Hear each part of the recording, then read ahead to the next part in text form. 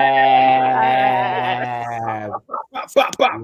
to Top 4. My name is Peter. I'm an Arsenal fan, joined by Ernest, a Man United fan. Neutral FC, where we at? Where we at, baby? He's a nooch. I'm joined by David, a Los Angeles Lakers fan for now. He's an Arsenal fan, really. I got nothing to say, bruv. Nothing to say. We lost again. Yeah. I'm joined by Rubinho, a Manchester United correspondent. Because I'll talk about them. I'll talk about them, but that's it. That's what we are now. Because you're an insider, yeah. I'm a fan. I'm not even a fan of what I'm seeing, but I'll talk about them. So that's where we're at now. Correspondent. That's the title. And I'm joined by Oscar, a Chelsea fan. You done though. Lampard in all day, every day. That's how we're moving. Yeah, we all want him to stay. We want him to stay. Nutty. Want every manager to stay that we've got right now. Before we get into the football, before we get into Chelsea later on, live reaction from Anfield. It was Liverpool 3, Arsenal 1. The inevitable happened. David, was it good Liverpool or poor Arsenal? It's typical Arsenal, bruv. We take the lead, yeah. We take the lead, fam. And then we just give it back away, bruv. We just give the game away, blood. Just tactically, this team is dead, blood. Yeah, we got the comments. We got some comments live and early. Flying in. Shout out to Liam Talks F1. I said up Liam, 100%. He said, my guy Peter's on. He also said he's a Man United fan. We'll be talking about Man United very soon. Don't you worry. Hang tight, Liam. Hang tight, my friend. Sam Ogon says, I guess he's an Sam, Arsenal fan. And he's just like, you know them ones. And then we got Lola. How's man got Welbeck on the back of that picture? Sam, bro, you're mad, fam. I didn't hear it. Who said it for David? What, David's... All right, let's talk. Lola says, I don't know why Dave is moving upset. You took the Community Shield win to heart. So she's basically it is what it is. It is what it is. No, it is what it is. Take it to heart, bro. Anyone who knows me now, I don't celebrate Community Shield. Like that guy. I'm not going to lie, bro. I celebrate that Shield, fam. Straight up and down. He said Peter and David come outside. Fair play, listen. Fair play to him, bruv. Listen, bruv. He's got the 3 points. That man laid a smackdown in second gear. Listen, bruv. We got to take our L, David. Right now, we got to hold that L, fam. Hug it. You have to hold it. And it makes it worse. It's worse. As AD, a Liverpool fan, has joined the program. What's going on, AD? I know. But I can't hear you. What? Turn up the volume, cuz. Can you hear me now, though? Yeah. Okay. That was a quick mute, wasn't it? That was a mute thing. They just moving like an uncle, you know. He's bro. This technology is not easy. It's not easy. Oh, we move, bro. man. Hey, you know that man that takes the selfie from the chin up. Hey, it's hot, bro. Listen, bro. Adrian's moving like he looks fresh for 10, 20, bro. Flipping out, man. This is it, man. There's a static coming from somewhere. Yeah. Oh man. Someone's playing something in the background. What's it called? David, you were saying anyway, man. You were sort of breaking it down tactically. You were saying that, you know what, we're not there, man. We're just not ready. Like, fam, we took the lead, yeah? All right, everyone got gassed. I was watching the FT watch along as well. Everyone got gassed. Fam, we give the away. No, how long was it? Not even a minute, bruv. Goal. And the second one, someone wasn't paying attention. Bellerin or Willian. Between them two, they decided who was marking Robertson, bruv. And so, I think everyone needs to realize that 1-0 is never good enough versus Liverpool. You need 2. At least. Mm. You need to. Oh, that's not the point, bruv. You conceded too early, bruv. For flip's Wait, sake. hold on, guys. Can we introduce one more new face to the podcast? Who's this? Bring them in, bruv. Big Man, up to lad. you. Yo, what's good? What's happening, man? You good? Yeah, man, I'm good. Yeah, we're gonna hold that. We're gonna hold that Spurs talk in a moment, bro. We'll hold that Spurs talk in a minute. No, I'm smiling because Arsenal lost. That's why I'm happy. Done though. Well, straight out the gate, yeah. Done though. Oh man. Listen, what's it, David? You were saying though, bro. You were saying. Fam, we can't. Number one, we can't defend. Yeah. Leno shaky as usual. I don't know why. But he's shaky, blood. He makes that whole defense just no one. Thank you, David. I'm just saying that Martinez kept a clean sheet. Just. Whoa, pump the brake. Fulham. Did you watch the game? Martinez got a howler, man. Thank you. VAR saved him. Saved this Heine, bro, because he had a Western super earlier. We'll get to that later, not a problem. But David Leno, though, yeah, I was thinking, like, you know what? It was clearly instructional for Arteta to start playing out from the back. And yes, there were balls going across the goal. You're thinking, for goodness sake, it's not like we're up against, I don't know, like Abubakar Kamara or anyone like that. It was frigging Salah and Mane. But I don't know. I felt like Leno was sort of almost like hands tied behind his back. Like he's not got a great defense. He's been asked to do something that he's not done when he came. And then, I don't know, man. It was just all a bit like the levels were obviously shown. And Liverpool, for me, didn't even get out of second, third gear. No. Yeah, and our midfield is trash, bruv. Well, there wasn't one, was there?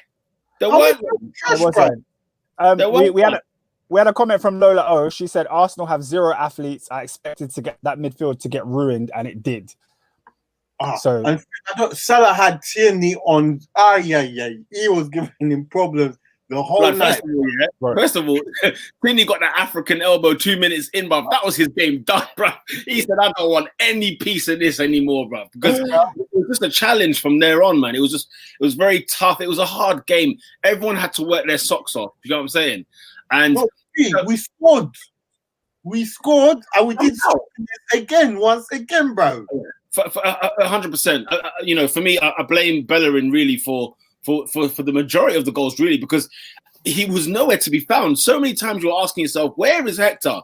Why is Mane unmarked? I mean, of all people in world football, how can he be unmarked? Why the only one that's surprised? But wasn't this just a case of like this is the difference between the two sides? You can argue that, but the problem is that where's the Arsenal that turned up against Liverpool at home? Where's the Arsenal that turned up in the Community Shield? Wait. Can I pause there? What do you mean Arsenal that turned up against Liverpool at home? You were shocking at home, and you relied on 2 damn goals. Don't say where's the Arsenal that turned up against Liverpool. No, but you have to say you were absolutely battered that game. Only God thinks. No. We weren't. Let's start that. We weren't the better team. I'm not saying we were the better team. What I'm saying is there was integrity though from that side. There was some integrity. You were there was no integrity at all. They won the league and they gave you 2 goals. There was no integrity whatsoever. No way. Yes, on the piss. They gave us like there were sloppy mistakes from Liverpool's defense, but at the same time, it was like we held our own. Even in the Community Shield, we held our own in that game. Okay, yeah, Community Shield I'll give you, but not the fixture at home. That's the fixture at home. If you remember, Liverpool could have had 3, 4, and 5 in that game. Right, so I get your point. I get like the scoreline really didn't tell the whole game. I'm sure, for sure, but the fact that another day Arsenal would have capitulated and conceded 4 and 5. Even tonight, it could have been the same thing. You could have just copied and pasted and thought, oh, that was Emery's Arsenal, or that was Wenger's Arsenal, where they just go there, they try to play football, and then they get absolutely slapped about. But in this occasion, I felt like Arsenal. I'm sure they ran a lot, but there was nothing to give you. Even though we were 2-1 up until the end. You never really thought Arsenal were going to get a point here. Like there was no, for me. I mean, Lacazette had the golden opportunity.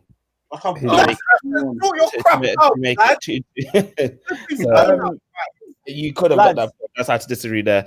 Lads, let me get to some of these comments because they're talking about the same thing. Boss Like Endo said Arsenal played like Stoke, too negative, but a few moments. Arsenal were dead and shaky. 6 wins in a row at Anfield against Arsenal. He also said Toby told Peter to come outside. Lola O says Spurs fan capping hard. It's obvious. What did I say there that was incorrect? Everything was true. Everything was true. To just get it sprayed tonight, bro. You know? Yeah, the leng is out out. there. It's out there. The leng is It's out. out there. Any more questions, Oscar? SW6 X London said Lacazette costly misses even though he scored. Arsenal played a bit too risky in their own box trying to commit suicide, which is facts. Yeah. You know, we're forcing this playing out from the back thing, and I understand it, but you don't have the players for that. You don't have the facilities, big man. What? Ceballos and Willian laid it on a plate for Xhaka, according to SW6 London. Can we talk about Granit Xhaka for a little bit? Do you know what? If I'm honest with you, he was our best player. I mean, Lola was saying that you know he was whack. Adrian scratching head, bruv. If you think about it, really, out of all of them, I'd say Leno probably held his head up, but Xhaka was running for days on end. One thing I didn't like about this team, David, especially, right, is that Arteta set it up wrong. And here's my problem with him that I'm going to see coming, you know, in future is that we're going to go to grounds and still play our way, as if to say we're not playing somebody that's quite, you know, that could be hurt. And it's that. And the thing is, Emery got criticised for this because he tried to always adapt to what team he was playing against. Wenger always used to go gun ho and get slapped up anyway. But for me, I felt like you can't have 2 central midfielders at Anfield. You're committing suicide just right there. So when it's El Neni and Xhaka, I'm sorry, you know, Liverpool fans were licking their lips when they saw that. So they had to pack the midfield. Xhaka was running constantly and kept shouting at his players saying, "Where is so-and-so? Where are you being here?" And, you know, he came off after an hour and I felt like, do you know what, man? It was just inevitable that Liverpool were going to get the 3rd goal from there on. I know Ceballos came in and really made you know, again, hard work from him, but that's all you're going to get. Do you know what I'm saying? There's no quality. There's no transitional play from when we've got the ball at the back. As I said, And this is why you need your 65 million from Lille. No, but I was discussing this with Ernest earlier, bruv. That's not going to solve our problems, bruv. At the end of the day, if you see what our look at the back 5. I mean, it was just a mismatch. Maitland-Niles is not a left wing back. Do you know what I'm saying? Tierney's not a centre half. You know what I'm saying? Holding, look. But this is my point. That it's. I feel like some of our reactions are an overreaction. You played one of the best teams in Europe in the last 3 years, and you played them with Ceballos, Xhaka, Maitland-Niles in your midfield. Sure. This is what is going to happen. Sure. That's just the reality of the situation. Lacazette, yes, he should have finished, but when Lacazette misses, no one is shocked. No one is surprised when he shot. No. Do you see what I'm saying? No. So for me, I can't lie. I was a bit shocked that he didn't finish that. The golden why? Yes. Why? Because it's Lacazette. This is the Lacazette we've had for the last couple of seasons where there are some chances he puts away. There are some goals he scores that are banging, but it's not out of his game to miss big opportunities like this. It's not. It's not out of his game. Man don't call him like a threat for no reason. The guy is oh, Lord. But then, you know what, though, yeah? I will say so. It is definitely one of those. The emotions are still high. We're still a bit hot. Right. But it was very clear for me to see though that when you know what? Maybe because it's Liverpool. You know what? They're on another planet maybe. And what was worrying is that they weren't in 3rd or 4th or 5th gear. They were there teetering 2nd and 3rd. Do you know what I'm saying? And if they wanted to and really come at us and batter us, we were there for the taking. Right. We were there to be through. We didn't even see Thiago. Sorry? We didn't even see Thiago. They didn't need him. They didn't need him. That's the funny thing. No. They didn't have everyone that they could Right. use. We had a couple more comments. Boss Like Endo said Saka and Ceballos should have started. B Arsenal Guna. Maybe not Saka. I don't know. Saka's not pressing like that. It's a very mature game, man. This is a very mature game, bruv. That's why he went. The Arsenal Guna also said not happy with the starting lineup. No Saka, no Gab. Why would he drop Gab after giving him 2 starts. What do you think about the Gabriel? Well, we You already know spoke what? about that. My only opinion on that, I don't know about you, David, but with Gabs, it's one of those, another left-footed player. If, say, for example, you drop Holding, yeah, I'd assume. So you've got Holding, Tierney, David Luiz. What foot is David Luiz? Is he left or right? Right. Oh, he's right-footed. Okay, Right, fine. right. He's right.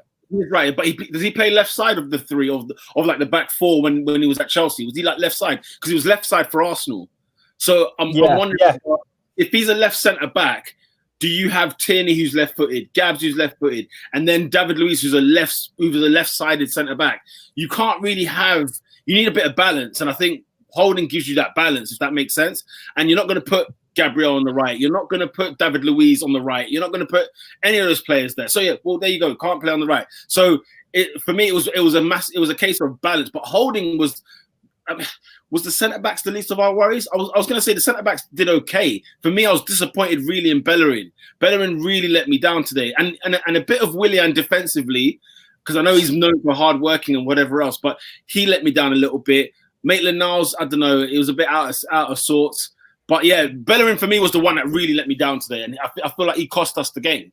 I have no issue with this team. It's just moving forward, there's nobody to get, like Aubameyang. You see, like the last ball that they played, he got in between Trent Arnold. Yeah.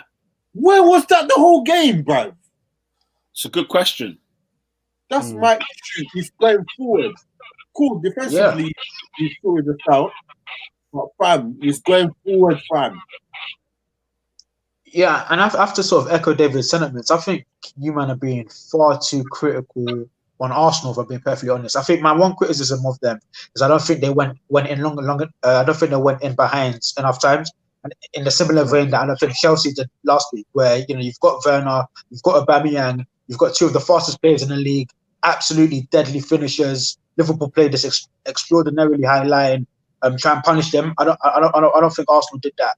But generally speaking, like when we sort of look historically, we look at Arsenal in the last sort of 4 or 5 years at Anfield. I kid you not. When the fixtures are released, I look at the opening day of the season, final day of the season, United, Arsenal at home. Reason why is guaranteed goals. It's guaranteed absolute battering. And what Arteta has managed to do is he's managed to get you guys playing with dignity, playing with pride, and guess what? Being in the game, 88 minutes on the clock. So for me, in my opinion, I think we're being a bit far too critical of Arsenal. My one criticism of them is obviously defensive areas cost you, but I don't think you try to get in behind and probe enough as you could have. That's my sort of stance. I think Arteta. I agree to a certain extent. I think in years gone by, Arsenal would come here and no matter how well they played, they're conceding 3, 4, 5 goals in the game. But today, I genuinely think with Arteta, basically, in the second half, I felt like you said, he didn't go for the game enough. I felt like the game was there for him on the counter as well, especially with Willian on the pitch, with Aubameyang on the left-hand side as well. I thought he didn't go for the game, and I felt that he should have brought on Tobias a lot sooner. Tobias, you could see, was the one that was able to beat Liverpool's press with the most ease in that game. I thought he should have come on, and I think he would have made a bigger impact in terms of them attacking Liverpool as well. I just think, again, with Arteta, I get it. It's a consequence of how poor the team is, the way he sets up Arsenal to contain as opposed to take toe to toe. But I still think in the second half, he could have done more to win that match, man, in my opinion, as a manager. I think he could have. Hey, Pepe's smelly, man. We need to talk about this guy. For me, like you might say, Adrian, that we're a bit harsh on Arsenal. I just feel like the setup and everybody before the ball was kicked was that, you know what, Xhaka Elneny in midfield against Liverpool, man, we need to pack that box. We need to make sure that we do not, concede. Luckily, I say luckily, we were trying not to concede any more than 2 goals, but when you've got 2 central midfielders and you couldn't find them half the game, you couldn't see on them, you couldn't see them. So. And don't you think that's an indictment of the resources Arteta actually has at his disposal? That's going into a game at Anfield, champions of England, not too long ago, champions of Europe, with Granit Xhaka and Mohamed Elneny in midfield. Come on. For real. He's handicapped in a sense. But tell me why he couldn't play, for example, Torreira with there. You have 3 in midfield, or you have a 5 in midfield with Maitland-Niles. At the end of the day, make it like there was no bodies. You know what I'm saying? Liverpool were they were coasting, you know, like sort of from the halfway line towards like just before the box, Arsenal's penalty area. There was that part of the pitch where it was coast FC. Do you know what I'm saying? Like you lot could do pretty much anything you wanted. And you lot had more gas in the tank. You could see we were blowing early on. And because we were forever chasing. But 2 in midfield against 3 and against Liverpool at that. I mean, it was a bit naive in my opinion. I think though, you say it was a bit naive, but I mean, that's the tactic that's what worked for him when you lot played in the Community Shield. That's the tactic that's worked for him in all your sort of big scalps in the last couple of months against Chelsea, against Man City, and against Liverpool as well. So I can't blame him for playing 2 in midfield. I think it's just the profile 2 he had in midfield were ridiculous because, like Lola was saying as well, there was 0 athleticism in that midfield. Like, them men aren't able to beat a press and they can't match Liverpool physically as well. So, in addition to them being outnumbered, they were just going to be out-battled. So, don't you think then, for example, like he should change it as the game's gone on? Because in the first 20 minutes, it was hell on earth. Like it could have got. Never played it. Period. He should have started. He should have started Tobias. I think the 2 in midfield wasn't an issue. I think your team's approach when you had the ball was the issue because, like you said, you had the perfect players in the pitch for a transition in attack, i.e., Willian on one side and Lacazette and Aubameyang. Forget about that bum, like Aubameyang on the left hand side, basically. So you had the wide players for transitions. I just don't think you had the midfield to actually make those incisive passes or even beat Liverpool's press. You didn't have it. Right. Lola O spoke on the midfield as well. She said Xhaka played rubbish, can't play under pressure as per usual, didn't pass forward. El Neni was better and it showed because Xhaka got hooked off for the better midfielder in Ceballos. She also spoke about Rob Holding, who is arse apparently. Fulham should come and collect him, but Fulham need defenders. Fulham need a bag of them. Also, Boss Like Endo says, I can't lie, Arsenal are boring to watch, to be honest. I remember when they were my second team a few years ago. Now they're just so negative. What do you, man, think, Peter and David? Look, at the end of the day, like when Wenger left, you knew the attractive football was going to go with it. And at the end of the day, you're not going to get that kind of ball. I don't care if it is, Guardiola's right-hand man or whatever it is. Like that, those days are gone, unfortunately. And I'm having to watch games through just gritted teeth watching just so that we can get the result. Like that was like, don't get me wrong. I know it was 3-1 and I know the game doesn't seem, I know the game seems a bit more like, oh, it's easy to say it was just a mulling over. But that was hard to watch as an Arsenal fan. It was hard to sit there and watch Liverpool forever on the ball. And when we had the ball, it was like we were moving the ball slow. Liverpool get the ball, they're moving quick into our penalty area. I mean, it was sluggish. I'm not... Stemmon's like, are we harder to beat? You might argue. I don't know what Liverpool fans think, but we're harder to beat in general, which is great. We're not conceding as many shots on goal as we used to. I mean, teams like Watford were getting 20 goals against us, 20 shots rather, against us. Teams are just getting shots week in, week out. But I feel like now we're a bit more tougher to beat, but there's the quality is the real issue at the club. Lola O also said you guys are underestimating the lack of PMP in Arsenal's team.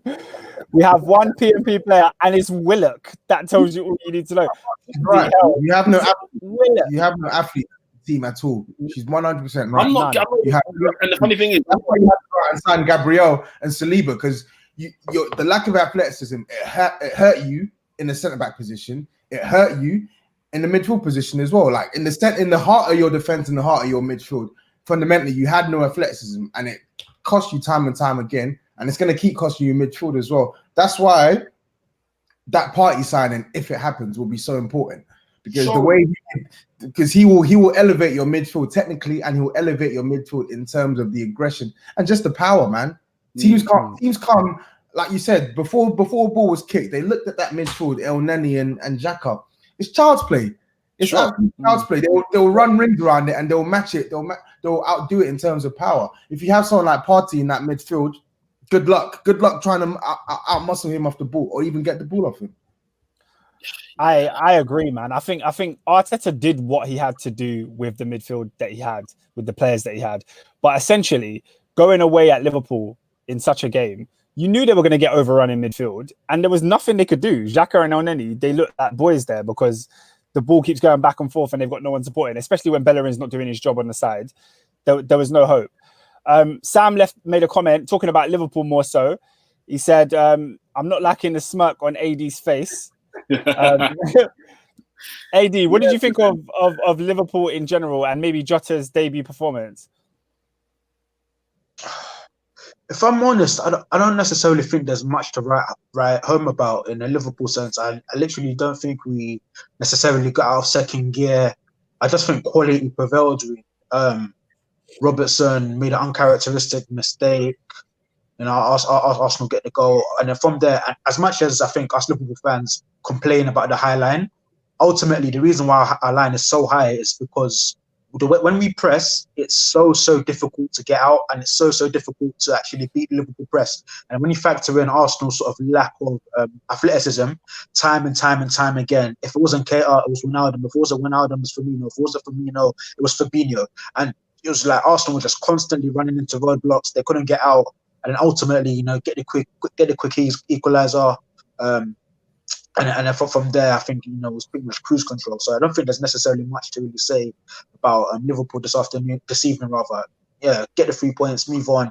In terms of Jota, yeah, I think he looks good, and I think he really, I think he suits the profile of forward that we have at the club, wherein, he's agile, decent striker of the ball, and, he, as much as, Mane and Salah are small guys, they're able to put themselves about, and I think Jota has that scumbaggery in him as well to sort of put himself about, not get moved about too easily off the ball. So definitely he's an upgrade on Origi, because I think when Origi comes on, we go from 9 to 4. So if Jota can be closer to a 7, then we're laughing, because the drop off is astronomical. So yeah, we and with Jota, I think we've improved our squads, definitely. I do think with Liverpool, I think that because it was 2-1 for so long, Liverpool have got to be wary of just making sure they kill the game dead as soon as they can, duppy the game, because Arsenal should have never been in that game up until the 80th minute or whenever it was that you scored the third. And I feel like when you play a better side, you could end up having a game 2-2 and you're thinking, bloody hell, what's that all about? Do you know what I'm saying? So I feel like with Liverpool, the only critique I had, if I was a Liverpool fan, is, bro, we should have duppied this game dead. Like, there should be no breathing. As long as you made Arsenal breathe, there was always that element of, could they nick an equaliser? And Lacazette had the chance, he should have put it away. But yeah, that's the only thing I'd say on Liverpool. Other than that, I think you're more or less, unless you're going to be the only reason why you don't win the league this year, if that makes sense. So yeah, that's what I think on that. Lastly, Boss Like Endo said Jota Shota. He also said that our squad depth is actually really good now, especially in midfield. Yeah, Liverpool showed tonight without right. Henderson, without Thiago, they won a big game. So it's looking scary. Can I just make one point on the Liverpool midfield? I do agree with Adrian. Today was routine for Liverpool. Like, I don't really think there's much to sort of dissect of Liverpool. They're the better side. They're at Anfield, so they were going to win. But can I just say, Naby Keita was absolutely shocking tonight. He was awful. He was, I swear to God, he was garbage. And I like Naby Keita. I like Naby Keita generally, but his time in England, you got to say he's been a flop for the most part. And tonight he was awful.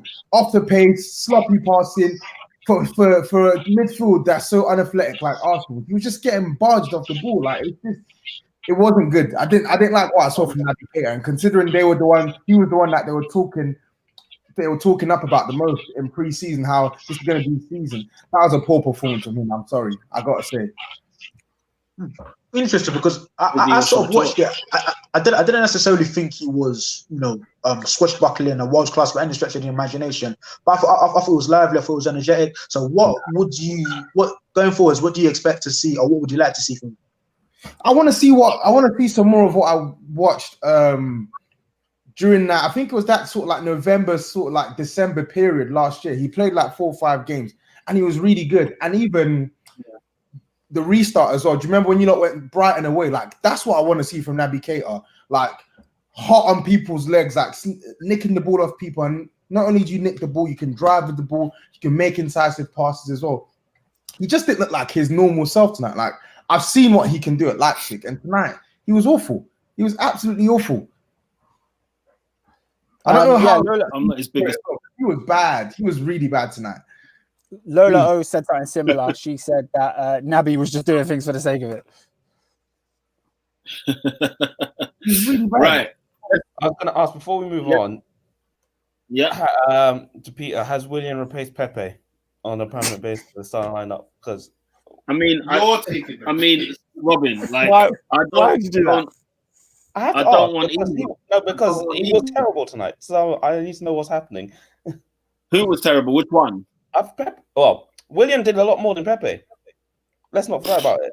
Yeah. You probably do more than Pepe, though. The truth of the matter is, man, the Pepe signing for me, I've tried to defend him. Last season, I thought I'll give him his season, blah, blah, blah. But, man, it's that work ethic that really gets on my nerves with him. And, you know, if you're 72 million quid, and look, he'll become another Ozil if he's not careful. This is a guy who could get literally drop benched and we don't see him again. Why are we signing Willian and he's taking Pepe's place? Pepe has to ask himself that question. But for me, I just feel like he's comfortable. I feel like he's like, you know what, I've got my big money move. The wages are lit. I'm in London. And life is calm. You know them ones. There's no real, it doesn't look like there's any ambition from him. And I'm not getting the energy, the effort from him that I would expect, say, from a Willian. Didn't his dad say the same thing? I don't really like Willian, to be honest. I don't rate him highly. I think he's someone who's got loads of talent and inconsistent execution. But the one thing I will agree with you on Pepe on is that, like you said, he don't look hungry when he's on that pitch. And it's a weird one. We can say, oh yeah, it's only been 4 matches, but it seems like whenever he's given this opportunity to play, there's no intent. He's not coming on that pitch to sort of make a stake a claim for why Arteta shouldn't drop him the next game. And I do think he will get better this season. I think he will be better than he was last year, but I just don't think we're any closer to seeing £72 million worth of player right now with Nicolas Pepe. And it's really, he needs to buck his ideas up as well, because for you to be able to be on the bench and Arsenal are playing a 32-year-old inconsistent Willian ahead of you and you're their marquee signing, it doesn't work well for you at all. Terrible. No, absolutely. But to answer your question, I don't like either. I don't want either at the end of the day. But, you know, Arteta's got a time ticking bomb on these players, and Pepe's is winding down. If he doesn't pick it up before Christmas, we're not seeing that player. I found a quote here. So this is Celestine Pepe, my brother. He said, "My son has a lot of qualities, but he still has a lot of work. He must be more consistent in his game, more serious. He must understand this is not fun. This is his job." So is that don't think he's 72 M's either? No, you know what? It's like he's not that guy. Lola O also said, in fairness, for me, Saka is starting over both. And she said that this is the downside of Black Boy FC. He's enjoying himself a bit too much in London. That's the thing, but play hard, work hard. I'm all for it, blood. But when you're just like, when it's just vibes, then we got to ask some questions. Yeah. Because right now it feels like vibes. I'll tell you where else feels like vibes. The Etihad. Holy smokes. James Harden, James Maddison, take your pick. Them man, Yuri Tillemans, them man were having an absolute field day. Man City 2, Leicester City 5. Correct. 5. Guardiola, mate. Oh, Pep Guardiola, ladies and gentlemen, should the board be asking him some questions? Some questions. Me. Some questions. Ask some questions, my friend. Ask me a question. Peter's Lukaku's lawyer. He's Guardiola's consigliere. Go on, ask me a question. What for your boy Guardiola, bro? Like I said, I don't know how many weeks ago I was saying on the pod, this is a manager who cannot defend. This is his biggest deficiency he's got. He's got it ever since he was at Barcelona. He's got it again at Bayern Munich, and he's got it again here at Manchester City. I don't know how much money he spent on the back four, on just the centre backs alone. And he's just spent again 145 M. Yeah, he's got there. He is a man. I think it's harsh that he can't defend. I think it's harsh. I do agree. At Man City now, he's lost a lot of key players, and I think the replacement he's either lost a lot of key players or a lot of his key players are sort of on their way out basically, and I think the replacements that are coming in just aren't up to scratch. But that being said, it's a worry when his teams are so open. Like a consequence, the best part of Pep Guardiola's sides are they always keep the ball. So I think his biggest sort of weaponry when it comes to defense is how they keep the ball. You barely get the ball off them, and if you get the ball off them, they have quick players who can press, win the ball back, and recycle. I think the issue you're seeing now with Pep Guardiola is the defense that he has at Man City. Individually, they're no longer good enough. Like apart from Laporte and Kyle Walker on a good day and Cancelo, the rest are not good enough. Nathan Ake is back up. And then even in midfield as well, whether he plays Gundogan or whether he plays Rodri as well, there's no athleticism that Fernandinho had where he could cover all these big spaces. Rodri can't do that. Gundogan can't do that as well. So I think you're seeing a ripple effect here on his back line. So I think it's a bit harsh to say that he can't coach a defense, but what I will also say is the way his teams get opened up nowadays is unacceptable considering the amount of money. I was going to say as well, to add to your point, Tom, that I don't think that City's midfield is exceptional anymore. I look at Gundogan, I look at Rod, because I like Rodrigo, but I'll be honest, I feel like he had a decent season last season. Yeah, he's basic. Nothing special. Yeah. But I look at Pep's midfield and I feel like the hub of midfield we had at Barcelona, early days at City, I'm not seeing it at City right now, and I'm kind of questioning. It's not. I don't know if it's a defense thing because I feel like losing company. I said it on this podcast. Losing company will be the biggest crime that club has committed. Not because company is the greatest of all time, but who they have after company is absolutely criminal. You see what I'm saying? Also, it seems like in this league you have like a season and a half until teams start clocking your style of play. Guardiola lost a lot of games last season. Yeah, he did. Especially because performances like Leicester happened Manchester United twice, Tottenham. Did Arsenal beat them? Arsenal and Liverpool, I believe. Arsenal won in the cup. Yeah. Yeah. So I mean, apples and oranges to really include them, but there were performances in the league last season. I looked at Pep and I said, you know what? I'm not going to say he's getting found out because they finished second ultimately, but I'm looking at the quality of recruitment because City are doing this what's it called? Like they're doing a proper like ration thing. It's not that they're saying we don't want to spend big money anymore. They don't want to look like the big spenders that they usually are. Yeah. And Kounde didn't happen because they didn't want to spend what Sevilla were asking. Koulibaly was I think 80 million, and they said they don't want to spend it. I'll never forget before Aubameyang came to Arsenal, they said they're not spending 82 million on him. And Aguero's been on the decline, in my opinion, for the last 2 seasons. So I don't know what cheeky Ferguson and all them men are doing up there where it's like they're just on some budget thing. And I don't know what's going on. But I'm looking at Man City's recruitment and I'm questioning because people were saying City are going to win the league. I said, you lot are drunk. There is nothing in that team. I agree. That City will even sniff the league this season. Yeah, Liverpool won it again, like because City have not prepared well for this season. Nathan Ake, shambolic signing to kick off. I think that's harsh. No. I'm so sorry. 41 million quid. I'm so sorry. You get rid of company. You get rid of Otamendi potentially. Laporte's out, and you're telling me Nathan Ake is the guy you go for? No. If you're trying to win the league, there needs to be a lot more quality than that. Do you know what I'm saying? I agree. Especially for me, I'm looking at the fact that Pep's barometer will always be the 100 points. So if you're trying to, copy and paste that again, this back four, I'm so sorry. And can I what you're saying about me being harsh on Pep? Yeah. What I'd say is this though. Since he's come, right? First signing was John Stones. Then he did it again with Stones is there. Yeah. I mean, you know what I'm saying. Like he's trying to buy centre half after centre half, defender after defender. At some point, you have to say, okay, you know what?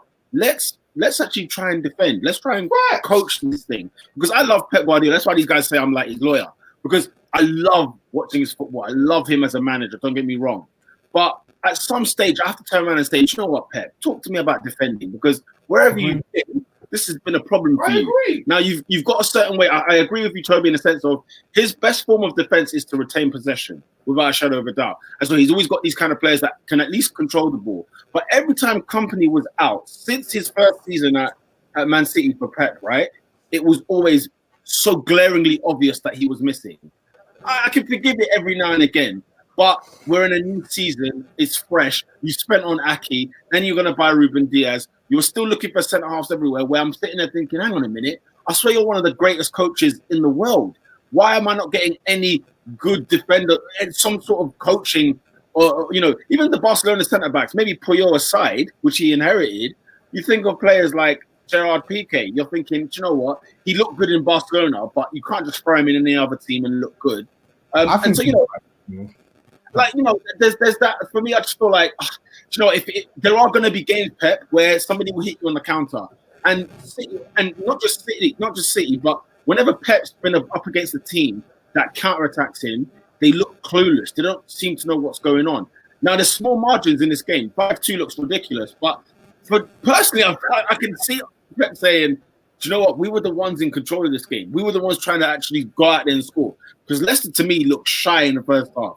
They were just trying to hold us down. It was that, that classic case of when Brendan went up to Old Trafford and I was cussing him then. Because I was like, fam, how have you gone with Chowdhury and them, man, and just tried not to get, this is when Leicester were on form, Man United were not on form, and he's gone up there. And they lost 1-0, innit? Yeah, and I was saying there thinking, bro, if you went out and attacked them, you would have beaten Man United nice. Whereas on this occasion, it's like the moments were picked out right, but at the same time, Man City could have just little things could have changed the game completely around. So it's one of those where I just think, look, Pep, man, it's just please address this and just get defenders that can defend too. Do you know what I'm saying? That's what I'm asking. But I think that what we're asking him to do, I think in his head, is such a shift from his normal style of play that I think that he might think it's a 180 switch from what he usually does.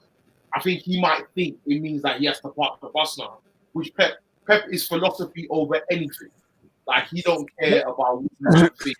Doesn't care about what anyone else thinks. He cares about the philosophy being implemented first. I won't say it's park the bus because all of Man City's goals that they concede are kind of like their errors or they're like positional errors, or it's like it's not necessarily a big transition as well. Always. Do you know what I found crazy about that?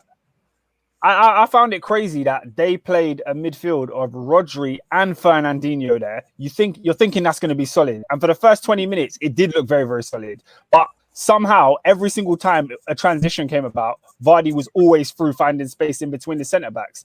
You had Garcia with his Petr Cech helmet on, doing his best. But I just think... Well, though, Fernandinho came off at 1-1. And which was a bit like, what was going on there? Yeah, I didn't understand that. Like, why did he make that decision? And then it was open sesame. Literally, it was like Leicester could just pick their moments, and it was time managed. I didn't watch the game. I just saw highlights, but from what I could see in some of the highlights in the second half, especially the way with City's typical high line, the way Leicester Barnes especially was just picking them off. Just picking them off, and we've seen it time again. We saw it against Lyon in the Champions League. We saw it against Wolves in the league. We saw it against Norwich. We've seen it time and time again. Whenever this team push up with their high line, they get caught out so easily as well. And it's weird as well. It's weird as well. Like you made a good point about some of their recruitment as well. It feels like the big players that they've lost as of late, they've not really replaced them. Like Vincent Kompany, it's not like he was playing every single game for Man City. But when it came to, because I was listening to Touchline Fracas today, and Mariah made a good point on there. That's so true. Vincent Kompany, in both the title-winning seasons, he came into that team in sort of like the last stretch when they're competing for the title, and he's putting in them solid performances. He left last year, and it was criminal that they didn't replace him. And David Silva, I know he wasn't even playing that well, but David Silva is like one of their pillars. He's gone now. Bernardo Silva's out of form. Phil Foden's sort of finding his feet, but he's not really ready to step into those shoes as well. Aguero, he's been missing for 4 months now due to injury. They're missing his goals. They're missing his quality now.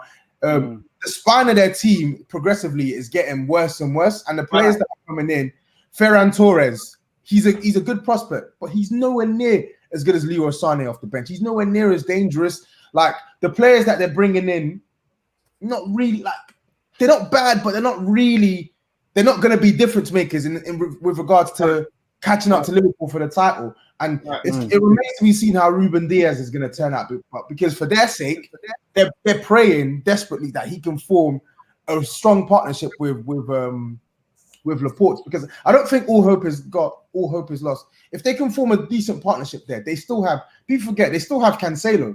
Cancelo's chilling on the bench. Cancelo is a beast offensively. I agree.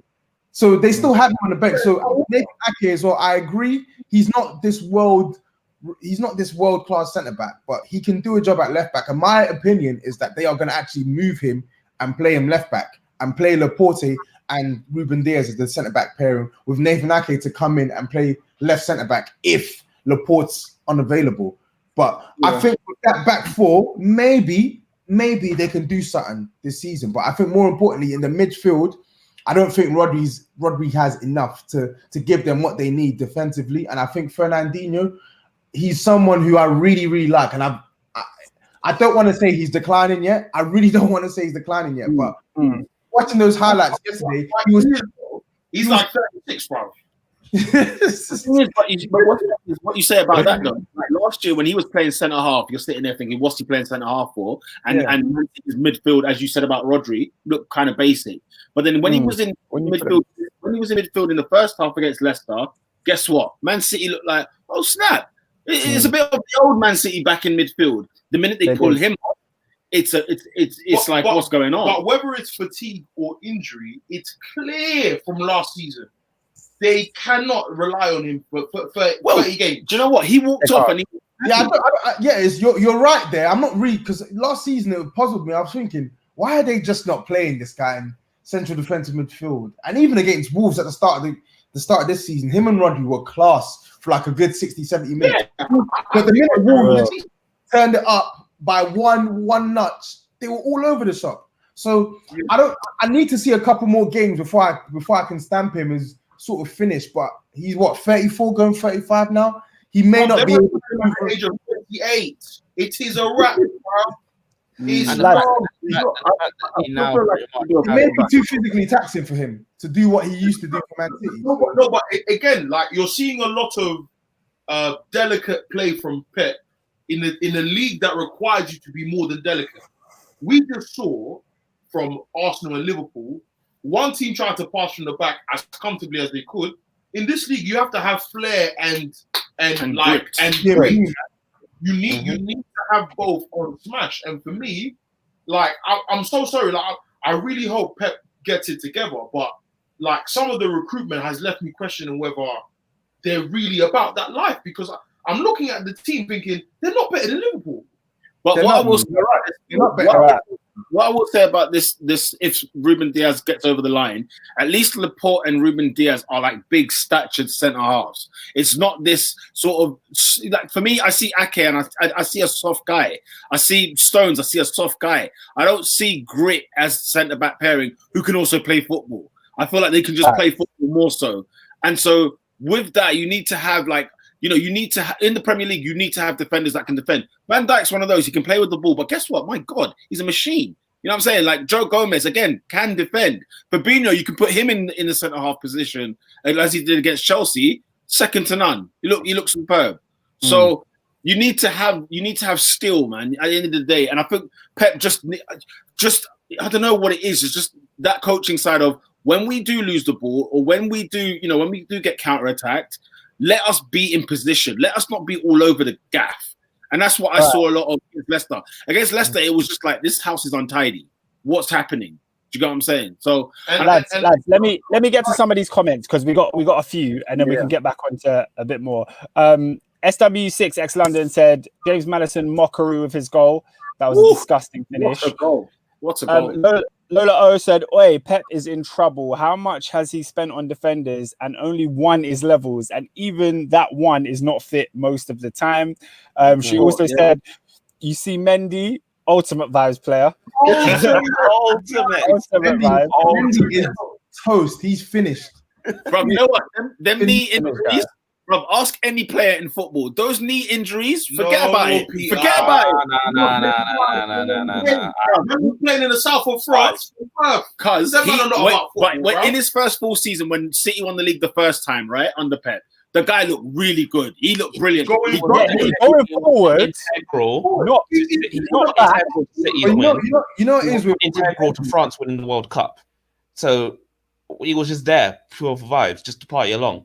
But he was still a good player going forward. You know what it is? I think it was the first knee injury that he had, because the thing is, I get that sometimes he can be suspect at the back, but like when he first came to City, he had the capacity to defend, and even for Monaco, he had the capacity to defend. But after that first knee injury, I remember one game. It was the season where Man City won the league again, and he started the season like a house on fire. I remember it, getting bare assists. So he was getting all these numbers going forward, but defensively he was absolutely shocking. There was a game. That's because they were playing three at the back with him as wing back.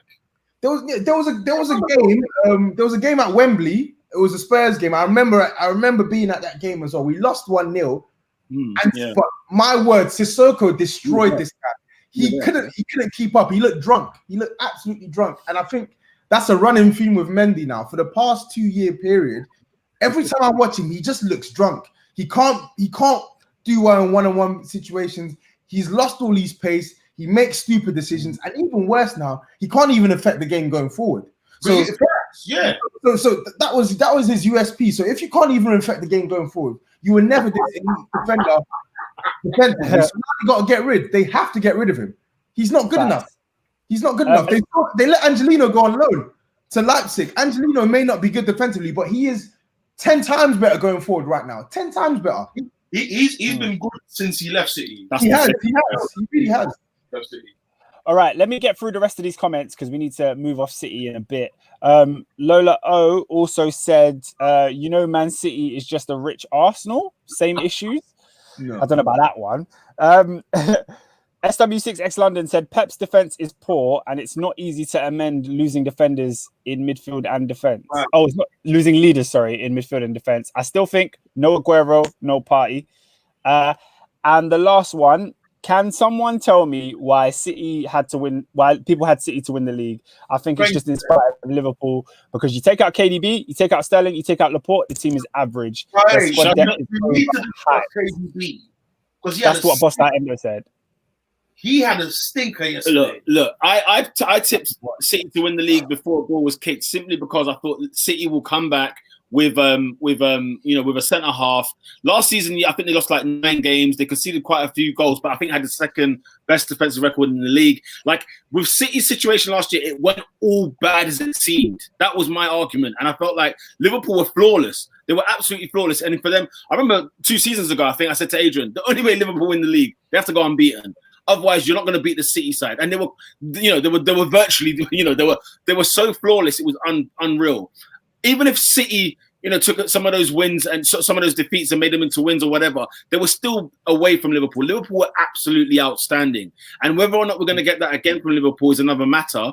But Man City, I feel like, let's pump the brakes. I don't think it's all is lost. I do think they'll be in the title challenge. I still think they'll fight. And I think, Liverpool, in the game against Chelsea and Arsenal, you could see that teams can score goals. Of course, Leeds did as well. So you could see that teams can score goals against Liverpool. Liverpool are not watertight like they used to be 2 seasons ago. Do you get what I'm saying? So I'm saying that City's title is the race is not over by any stretch of the imagination, to the point where the league will be decided still late on in June, early May. We'll get it together. Shall we move on from City because we've been here for a bit? Just one more question. Will Vardy be the top goal scorer again this season? Yes. No. Yes. Who's gonna Harry Kane. He'll be up there, but I don't think it. I just think. Right. I think barring Jose deflating him, I think Kane will have something to say about that. That's what I just said. Right. If he stays fit, I think he'll get it. Who? Harry? Yeah. Right. Okay. Let's move on to Brighton, Manchester United, bruv. It was frigging controversy galore. Oh my goodness. Manchester United. Explain to me why you don't have a new centre half or a new left back playing against Brighton, and why you're conceding 2 goals against Brighton. Because we're hoping that Phil Jones will come back. Phil Jones. Wow. Wow. Talk to me, man. As the correspondent, I will speak on this matter. Number one, we have Endo's ready, bro. So let's talk United. You're already doing it, mate. we have a board that is haggling over paying 18 million euros, not even pounds, for a left back. They want to pay 12. First of all, Hey, Man United are them men are gang. Number two, we seem to have players that don't realize that the league has started again and feel like this is pretty. Number three, look at our centre backs. One is a criminal. The on his mind, you know. The other claims to be an Iceman, but there's nothing cold about him. So, Lindelof? Yeah. Get him out. Get him out. No. And Maguire, Chuckle Brothers. Yeah. No.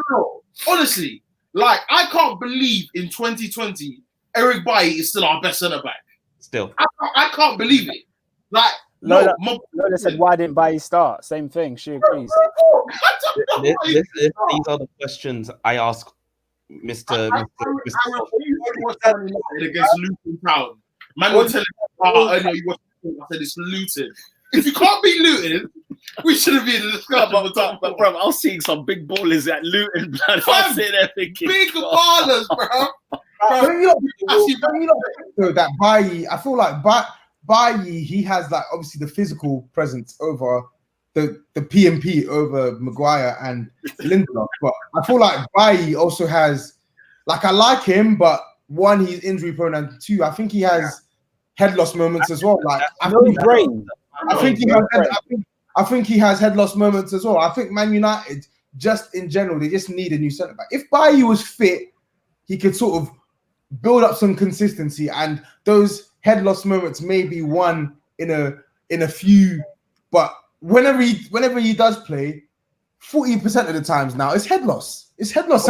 Why haven't they been linked to a centre half all summer? Explain. Yet these times we're talking 120 on Sancho. We're talking about 12 on friggin' on Tellez.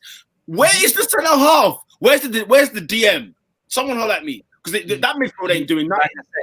I'm not gonna lie. Pogba, I need words. You need words. No. We do need words. He has been thinking. I don't know if it was on this pod or at work. I told Amanda, I said, I'm not gonna lie. If we sold him, I'm not crying. I'm not crying. Oh my god. You know what? Yeah, I'm his biggest lawyer on this group. First season, I think if you cuss him, you don't watch football. Second season, if you cuss him, you don't watch football. Third season, if you cuss him, you do not watch football. You see, post-COVID,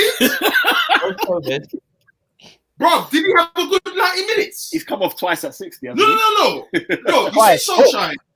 Solskjaer drunk. But if he's taking you off, Solskjaer is the 80th minute substitute king. Yeah. If he's taking you off the 80th minute, brother. What is about? You see Ollie here? Nah, you lot have to let me rant. I haven't been on this podcast in like 4 months. I need to rant. You see Ollie? Madman. A man said, I'm going to take off Pogba, put Bailly on, no midfielders. There's no Van de Beek. You see from my friend, I said, what the heck is he doing? Man paid 40 million for Van de Beek to come on at the 82nd minute. Get out of here, bro. Hang on, bro. Let me let you continue.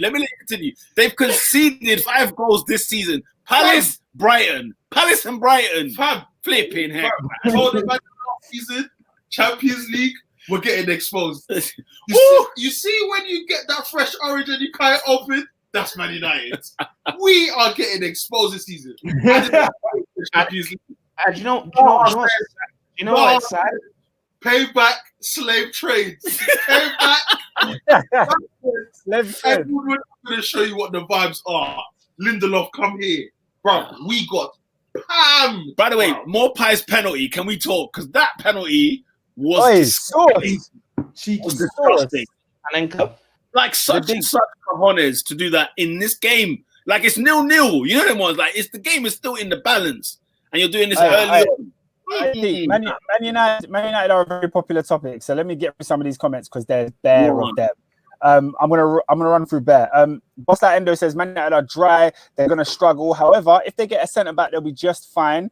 I believe they will get top 4 as they do this season because they're better than Spurs and Arsenal. Are they better than us right now? I'm not gonna lie. Squad wise, are they actually better than us right now? We'll see on Saturday. What, Spurs? Yeah. See on Saturday, fighting. Wait, is it Tottenham Man United on Saturday? It is. Sunday. I'm not gonna lie. Man United are gonna clean up Spurs on Sunday. Like, because it's gonna be bad. There's a high possibility because 1, we're missing Son, and 2, exactly. That's our 4th match of the week. Toby, have you watched Manchester United's defense this season? What are you talking about?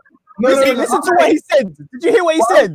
I'm not saying that we're definitely going to lose, but I'm saying there's a strong possibility that we could go there and not win because 1, we don't normally do at Old Trafford, and 2, we're playing 4 matches in the space of a week, and we have no Sonny as well. We have Son in 6 weeks as well. You feel like you're qualified them thing there, but they're going to. They've got League Cup on Tuesday. League Cup on Tuesday against Chelsea. Then Europa. Then Sunday they've got a game. You know, it gives me confidence. It gives me confidence. It's just how we approach that game. If the players can dig deep and find some energy results, we can definitely come there and get a result because United look so out of sorts right now. Do you know? It's the only thing that I like is the front 3. That's it. I thought it was fine. Rashford's goal was superb. Was absolutely not Rashford. The Greenwood one that was disallowed for offside was superb. The front 3 that went through together was very, very saucy, and I was very gutted that it was offside. But listen, Rashford twice. That's cool. It's down from 5 to 3 because Pogba is doing a Mazine.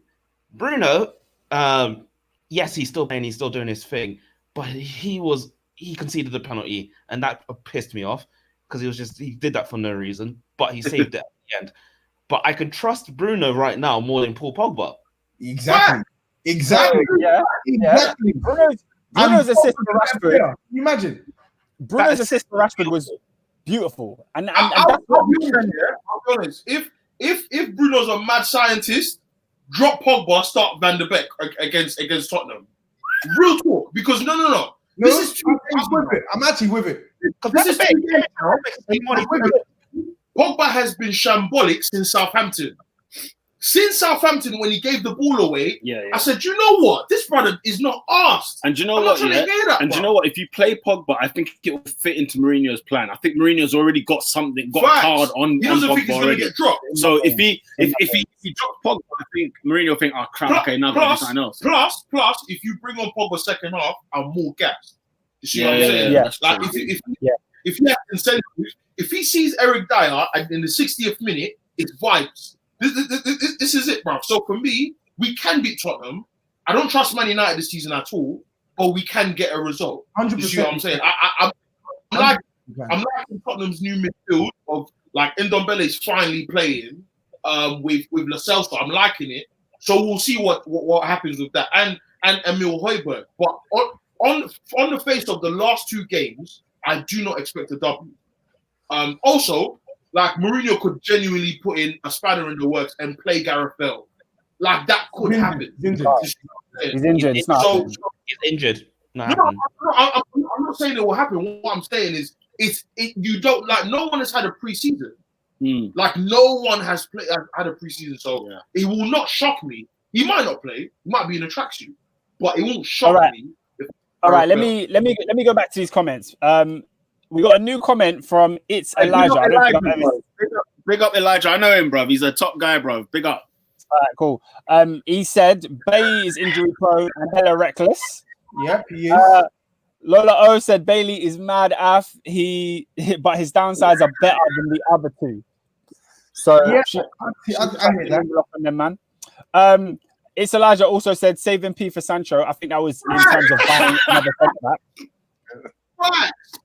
Man, doing Tesco bonus points, bro. I swear. You'd rather save for Sancho than buy a centre back. Boss Endo also said, unpopular opinion, I think Maguire is actually very solid. I don't understand the hate he gets. He's improved United's defence dramatically. Is that true? Nah, he's thinking about real time. Maguire is decent. He's improved it, but not dramatically. Yeah, I think he has improved it. I think Maguire is just about. I think he's just about a good centre back, but he is nowhere near 80 standard, and he is not the leading. He shouldn't have been the leading centre back for Man United. He ain't good enough to be the centre back United wanted. Anything was better than Smalling and Jones. Let's just keep it a buck. Like you say, 3 is better than 2. Smalling is a better defender than Maguire. It's just Maguire's better on the ball. Smalling is actually a better defender than Maguire. I think Maguire exactly. He's not even that good at the ball. He's better than Smalling. I'd rather play. We played Chelsea in the semi-final. Man was passing to Gross. I said, no. He's not here. No. Oh man, like Endo. I love seeing this rant about United. 80 million. It's Elijah said we have about 7 centre backs in the books we need to get rid. Yeah, you don't need to sell something. I've just seen on Twitter, like we've just got rid of Pereira, and we're about to sell Smalling, and I also saw that thingy. What else is about to move as well? Yeah, Dalot's off, possibly as well. In like the last literally, like in the last 10 minutes, I just saw 3 man saying loan. So clearing space. I think we're just saving that P for Sancho. That's what we're trying to do. So, Robbie, let me get this straight. No centre back, no DM, just Sancho and left back. Listen, take those questions to Edward Woodward. I'm just the correspondent. I report what I see. If I take the signings aside, I feel like can we discuss the fact that, and I don't want to make this a long convo, but we're not being coached well, bro. Like he's not the manager. We're not being coached. Like for me, like man are telling me Sancho does not change that Palace result. No, he doesn't change it. No. Maybe I said that last night. Result. You can't be losing to Palace. Bro, I don't remember the last time Man United lost the home game or the first game of the season. Lost the game?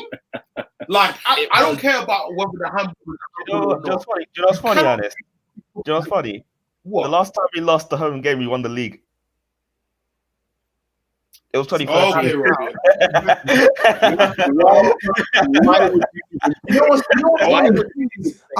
Okay, I'm one to like. I get that Ollie tactically he's clueless, but I'm one to give him the blind at times because fundamentally I don't think he's been backed enough in terms. No, 40% is his fault. It is a 40%. Yeah. I'm not absolving him of any blame at all. Of course, he can't coach properly. I'm not disputing that, but I'm saying at times I give him the blind because fundamentally, I don't think Ed Woodward left him with a good enough squad at the start of last year. And I think even now, they're still sorting a couple of positions. But when you watch Brighton play and you watch United play, Brighton had the inferior team. And you can clearly see the patterns of play. You can see how every player had a plan with the ball. Every player had a plan off the ball. Like, they're well coached, they're well drilled. Whereas with Man United, it's freestyle, individuality, FC, or hit teams in transition. Fundamentally, Ole Gunnar Solskjaer is not a good coach. He's not a good coach for United.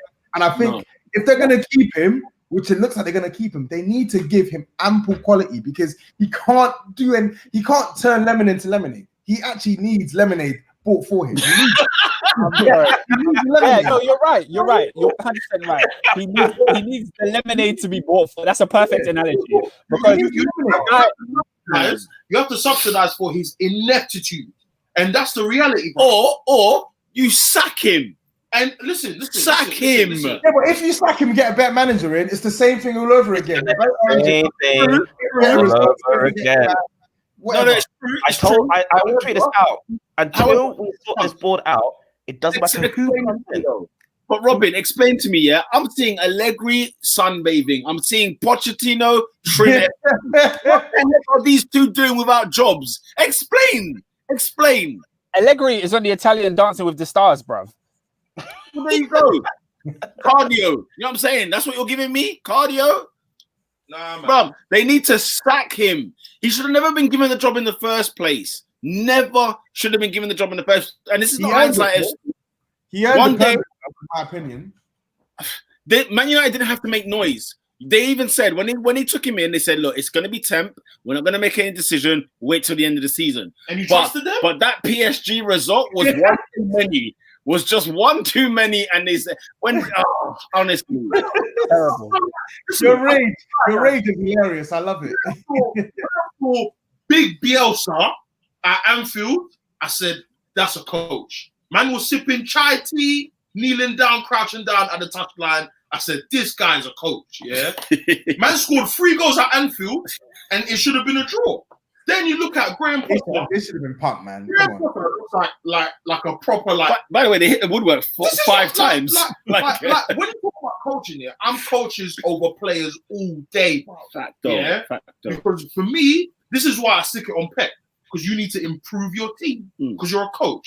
Yeah. Oli was good in his first 6 months because we sat back and those are the strengths of our teams. Like we couldn't play from a football perspective because we'll get panned.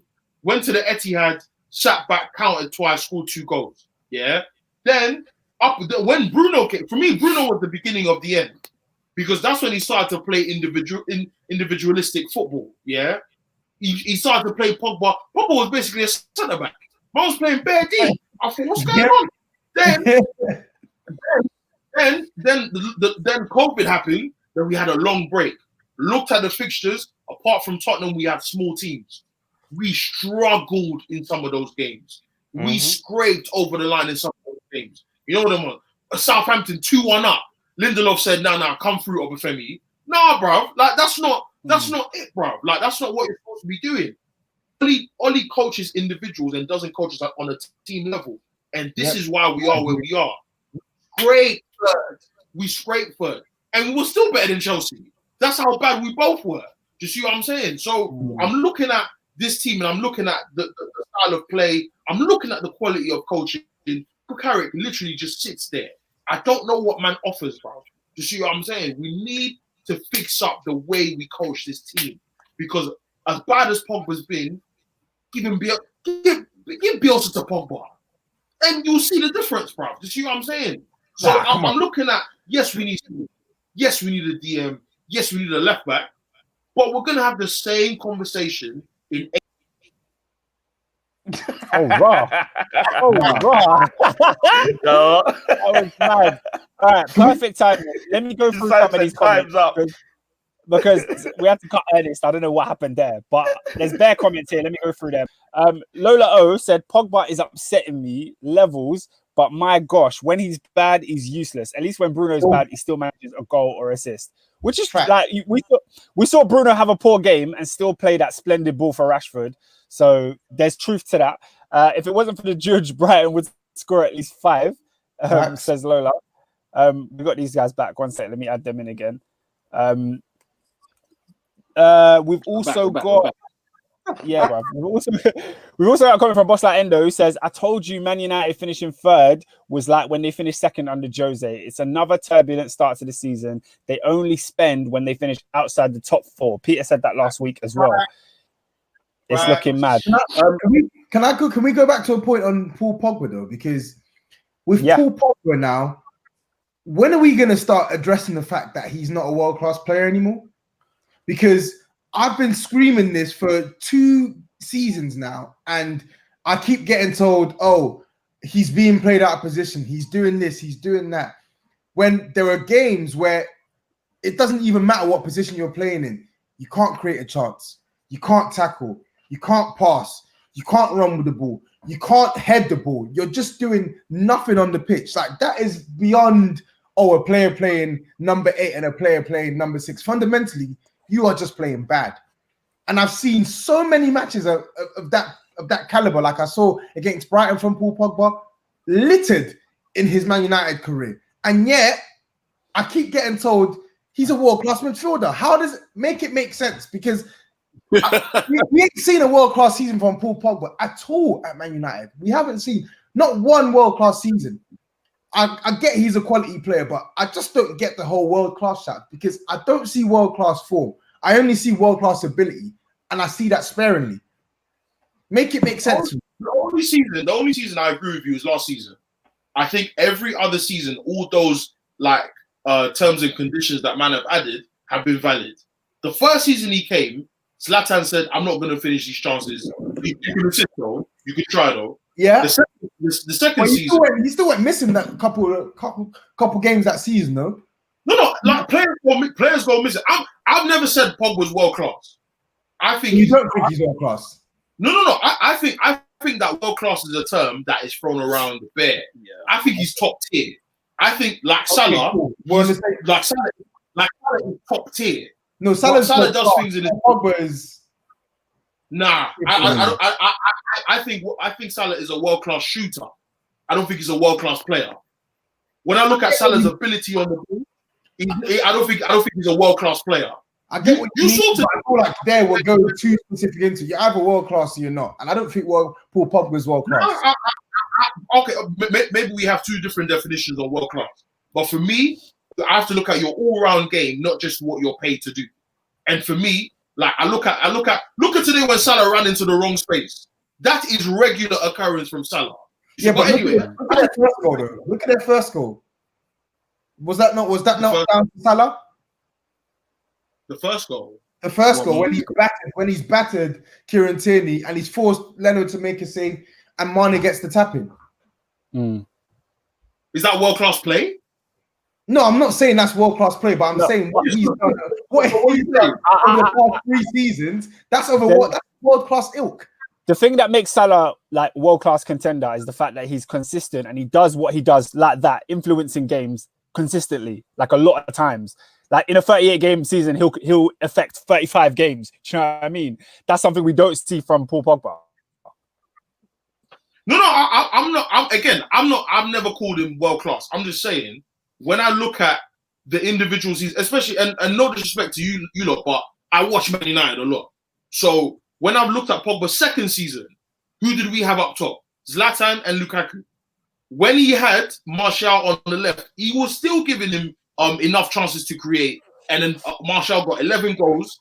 We signed Sanchez. And then, in my opinion, that destroyed the style of play that we had. Third season, Jose decided he was going to play Fellaini and Matic in most games. And then he dropped Pogba for the big games. Went to Anfield, Mata and Pogba on the bench. So for me, there's a lot to be discussed about each individual season. Now he's had the first 3, except for last season. Last season, cuss him all you want. I'm jumping in with you. But the first 3 seasons, nah, I'm not with it.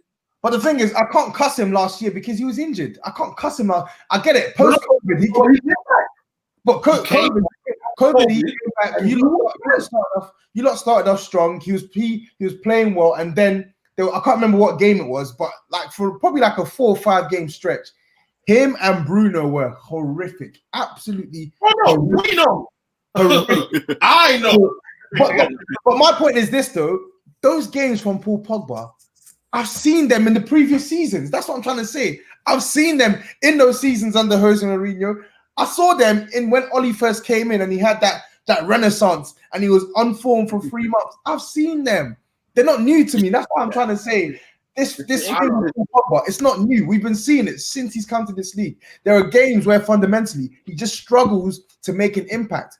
And I feel like, yes, it's partially a consequence of how poor the team is where he's being played. But the one thing that disappoints me the most about Paul Pogba is he stoops down to everyone else's level. If you're a top draw player, you shine. No matter how crap the team is, you shine. And there are so many times I watch Man United where he doesn't even stick out like a sore thumb. And he's the best player there. He's actually the best player on the field. And it doesn't they don't play to him.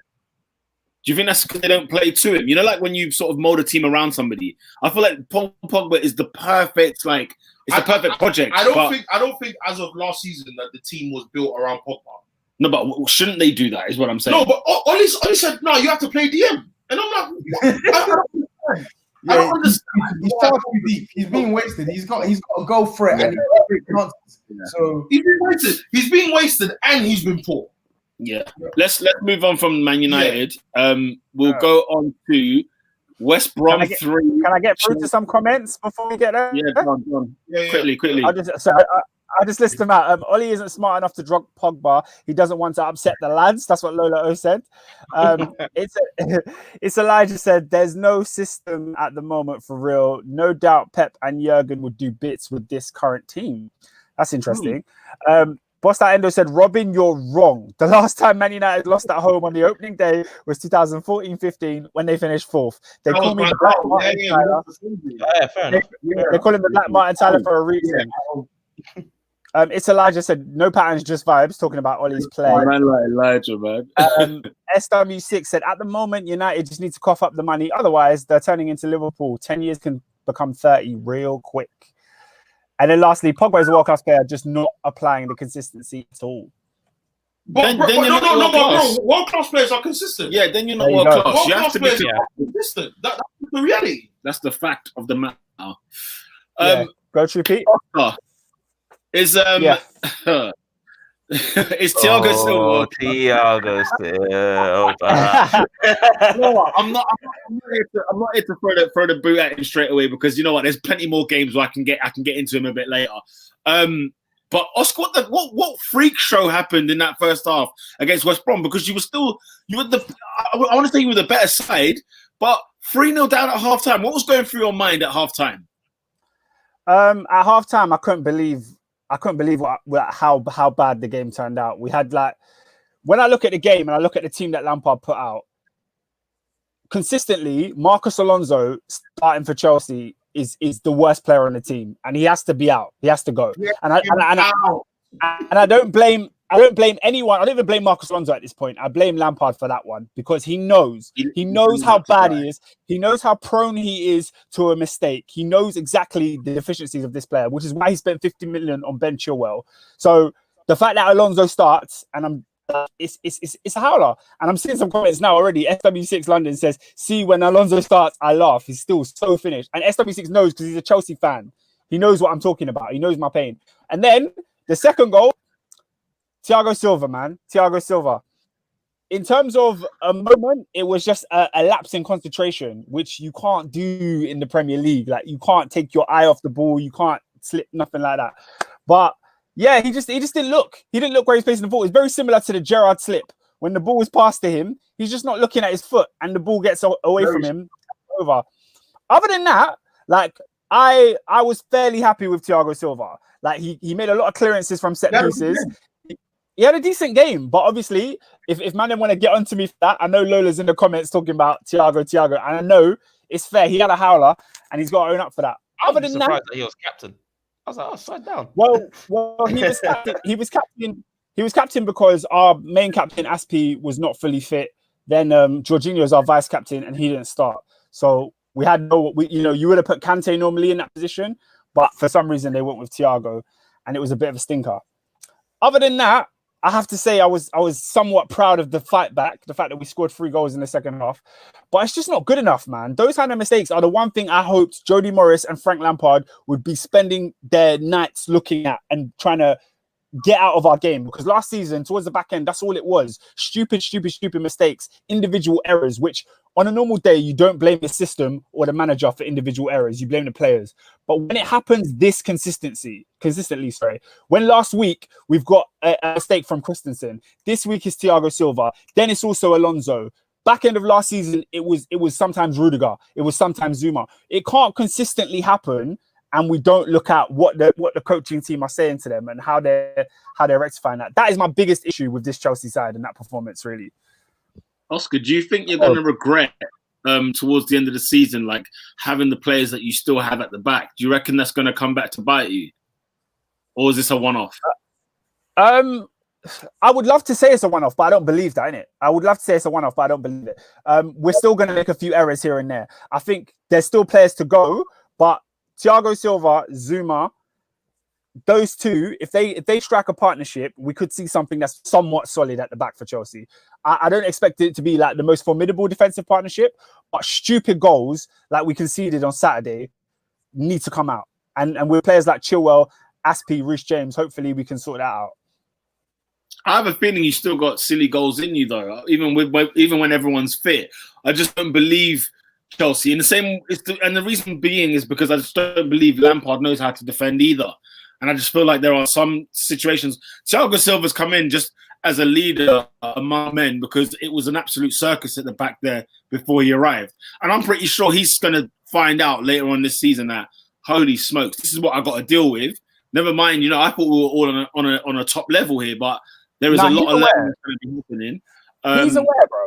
He's aware. Like he was interviewed by Football Focus this week, and it wasn't in English, but they had an interview, and he was talking about how he knows the team conceded 54 goals last season. It was a shocking return, and he knows we got a lot of young players, and he's coming in to be that experienced leader and change that. So he knows what's going on. But the issue with what Lampard did on Saturday was you can't expect your centre-backs to be fine when both your full-backs are bombing forward at the same time. Like we played a flat 4 at the back, but with wing-backs. Like Alonso and Reece James are both flying forward at the same time. It's actually ridiculous. So what we need to do is pin those guys back. Will Lampard put up the defensive system? Or no. Sorry, what? Who was the person that got outrun? Alonso. He's a joke, bruv. Robin, he's a joke. He needs to not play for Chelsea again. He's a joke. What are you saying, Pete? Will Lampard sort out systematically that defense by the end of this season? No, he won't. No. Do you know what? Yeah, similar to what we were saying about Pep. I think Toby mentioned that they defend in possession. I think Chelsea will concede less goals this year simply because we are better attacking and we'll just have a lot more of the ball. That's just the way I see it. I think Lampard has to rectify what I mentioned about the fullbacks going forward. Those fullbacks can't keep both of them going forward at the same time and expect us to not get overrun in transition. It's ridiculous. But honestly, Lampard needs to sort that out. You're right, Pete. He's been doing it the same ways for a majority of last season all the way up till now, and it's a glaring issue. So there's something I think you lot are still going to concede hella goals this season. I think the only change for me, irrespective of your attacking quality, is that you actually have better defenders in your back line now. Ben Chilwell, he's overrated for me, but I like him. I think he's a good left back, and he's certainly 10 times better than Alonso. And I think in Thiago Silva, yeah, he made that mistake against West Brom, but I think in his brain, he's a better defender than any centre back you got right now. So I think, and obviously you got a new goalkeeper as well. So I think you're probably not going to concede as much as you did last year by virtue of the fact that you personnel-wise, you've got better players in now. But the issue in your defensive structure, how you deal with set pieces, how you react when you're caught in transition as well, those issues are still there. So you're still going to concede goals for me. Until Lampard changes that side of his game, that side of his management, you're still going to leak goals for me. For real. For real. I agree. I think we're going to be. Go on, Pete. Sorry. No, I was just going to say, talk about the positives, and then the second half and the comeback. You know, your youth team players were the ones that kind of rescued the game.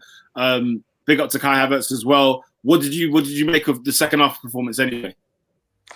Do you know what? Yeah, in the first half, have I frozen? What's going on here? Sorry. Do you know what? In the first half, Chelsea made clear-cut chances for Tammy Abraham and Timo Werner, and they should be taking those chances. Yeah, if those chances go in, maybe it's a different game.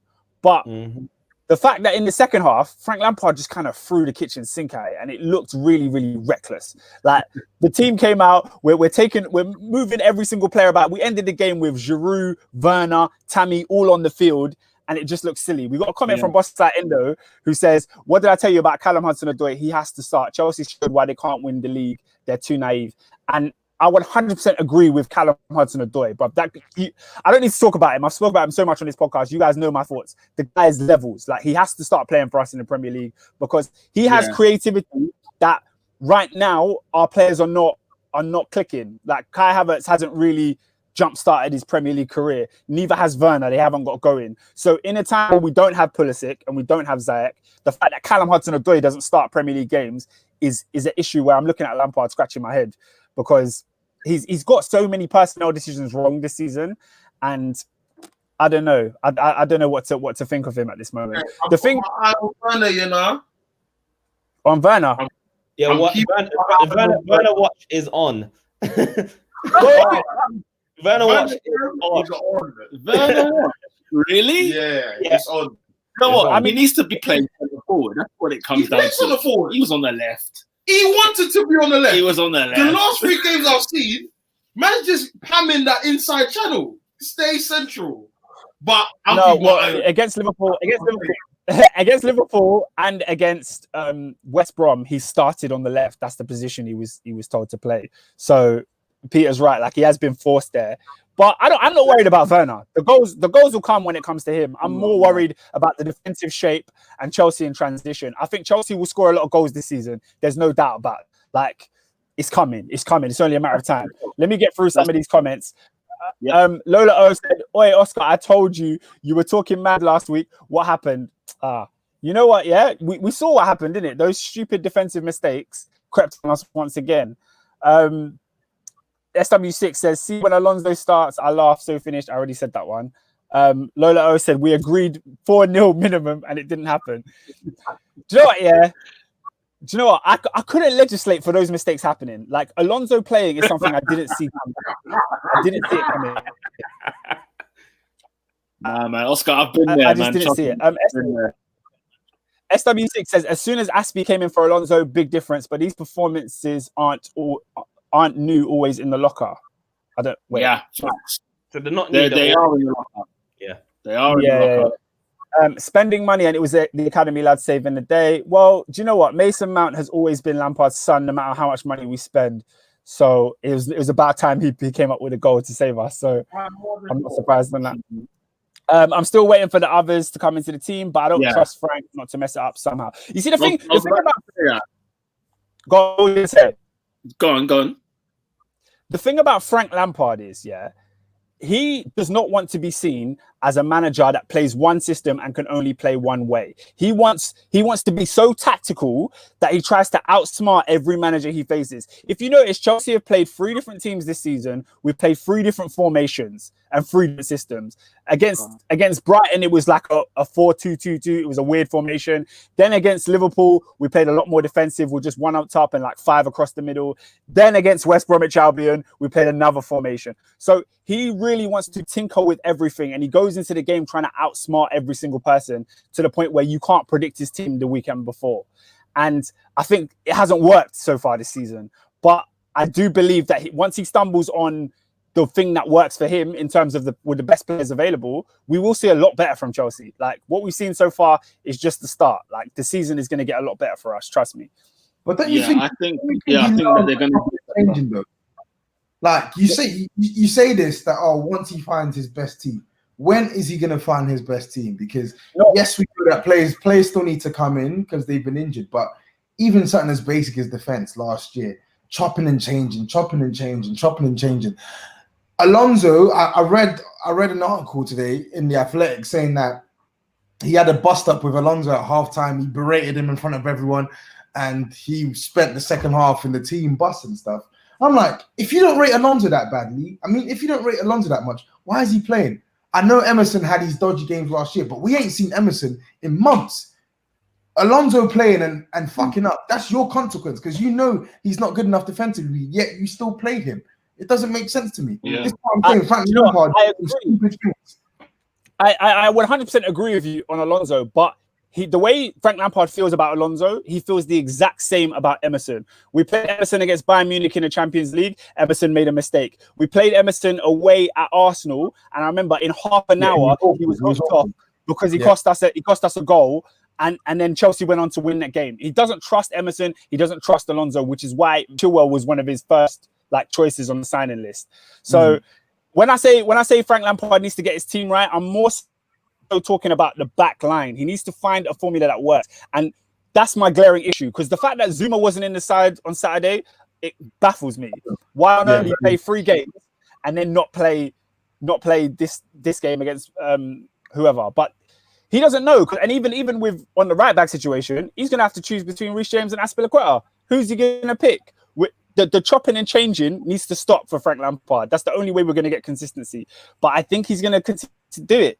So I still believe in him, because I do believe he's got like some sort of tactical smarts in there where he doesn't know how to play against oppositions. But defensively, admit it, he's overrated. Let's Who rates him? He's overrated. Toby, who rates him? Huh? Who rates him? You Chelsea fans. I hear that he's the best thing since sliced bread. Yeah, we rate him because of what we've seen him do, though. We rate him because of what we've seen him do. He's overrated. He's overrated. I mean, he had no credentials. I don't think he's that rated. He had no credentials to get the job in the first place. And yes, whilst he can coach football, he's literally got this job because he's a Chelsea legend. And I see it now when I'm watching him play. Yeah, your team's nice in the eye when you have the ball in possession, but when you don't have the ball, you're so susceptible. You're so easy to get at. Barring your obvious cup finals against Spurs, where you literally play out of your skin, you're very ordinary. And I feel like when these players come in, I'm going to see the true measure of Frank Lampard now, because you're going to have the better players in defense, you're going to have the better players in midfield, and you're going to have the top wide wingers. You're going to have a keeper who isn't Kepa, and you're going to have Werner up front. So I want these players to be fit so we can see the true measure of Frank Lampard. We can see what he's on. I think we will see that. I think Chelsea's defence looked a lot more solid when we played against Liverpool. Fair enough, we were very pragmatic, but he's shown that he knows how to organise the team to not be so susceptible. It's just, how can you do that when you're playing forward as well, when you have the ball, when you're going forward, when you're attacking teams and you're not getting caught on transition? I agree with you. Lampard needs to work on those things, but I believe in him to do it. Like I do. I genuinely do. So yeah, it's a matter of time. Time will tell.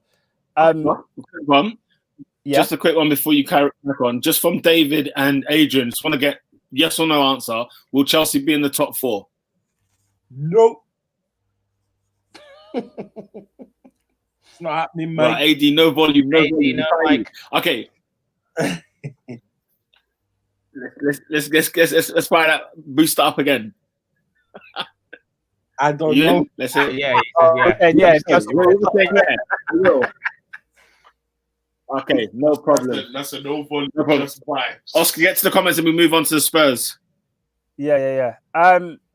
SW6X London said, I respect the second half comeback, but we need a defensive midfielder. Apart from Kante, midfield is weak. But at least Chelsea trying to address some issues by signing a goalkeeper. Still a long way off. SW6 said, I actually respected Mason Mount's performance. Did well. The academy rescued it. Facts. Mason Mount was arguably the best player. And Lola O says, the way you're talking about Frank, it sounded like Emery. No, it's not. So, yeah, because he kept changing. Her point was that you kept changing team the way you played against every team that you played this season. So that was what Emery did. So that's what it sounds like. But Emery never made top 4. Skeen. Ding, ding, ding. I'll let him feel big. Let him feel like he's a big grown man because he's got his 1 point at the Hawthorns. Let me ask you a question. Does it sound like Emery? Yes or no? No, it sounds a little bit more like Pochettino. How? What country? What? He used to tinker with the team a lot. He used to tinker with the team and you wouldn't know what Tottenham are going to do. That's not true. He used 40-3-1. What is he on about? He used to tinker with the fullbacks, yeah, but our back four was relatively solid. You sort of knew our first 11. You always knew our first 11. Not always. The first, like he used to move depending on who you were facing. The team would change. No. This is the scene. This is the scenes right now of a Chelsea fan who is on the brink. Very soon and shortly, we're gonna have Lampard's job under threat. We're gonna see Chelsea outside of the top four. £200 million. You couldn't be more wrong. You couldn't be more wrong. You couldn't be more wrong. You think you made the top four? Yes or no? 100%. He should make the highest grade. The highest grade. Let's move on to Spurs. I think Chelsea are the third best team in the country. Is that on paper or is that in reality? That's the thing. On paper, I think ultimately is up. As Toby has said, this is where we see Lampard's minerals. Is he a good coach? Can he get the best out of those players? And can he get them in a system playing as a team? It remains to be seen. But definitely on paper, I think they're the third best team. I agree with Adrian. Yeah. On paper, the third best. The league is never decided on paper, so we'll move on. True. We'll move on to Spurs. You see Jose Mourinho? You see Jose Mourinho? Hang on, let me get Toby. I can't just hog. You know what I'm saying? I got to give Toby. Let's throw it down. Toby, first of all, how come you're a Tottenham fan? What made you become a Tottenham fan in the first place? Like, what's your background? I said origin story. Origin, just quick for the. Yeah, I live in Enfield, innit? So I live in Enfield. I've lived in Enfield pretty much my whole life, innit? So Tottenham, in school, Tottenham would just decide that I was more attached to, because I got a twin brother. He's an Arsenal fan and I'm a Spurs fan. So I really like Spurs. The rivalry. I really like Spurs from young, innit? So I was following them from a young age, and I think it was only in like probably like the year 6 onwards. That's when like my love for football like properly intensified. Like before, I used to watch it. I was a fan, but like it was only from that point onwards. That's when I was like, yeah, I'm diehard Spurs fan. So yeah, that's my origin story. Quick one. So Jose, as a manager, what are your thoughts on him being there? Were you sort of happy, delighted when he came? What do you think his last season was like? How do you think he'll do this year? I wasn't happy he came. I didn't want him as our manager. I still don't want him as the manager. I think if we can sign the players that we're linked with, i.e. Skriniar and Milik, if we can sign those 2 players, I think there'll be enough individual quality for us there to sustain a top 4 challenge. I think there would be, especially if we can get Gareth Bale back fit, playing with Sonny, playing with Harry Kane, get Reguilon back into the team. I think there's enough quality there if we sign those 2 players to actually sustain ourselves over the course of the season, compete for a top 4 spot and even push for silverware. But I don't rate Jose Mourinho as a manager these days. I get the legendary prestige and whatnot, but I felt last year he didn't really do that well for me, and I feel this year as well.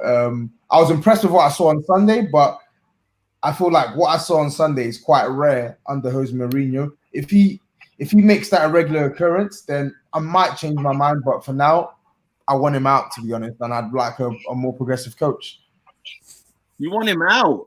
Yeah, I never wanted him in the first place. Oh my goodness. You don't know what you've got, my friend. I do know what we have because I've seen that Man United.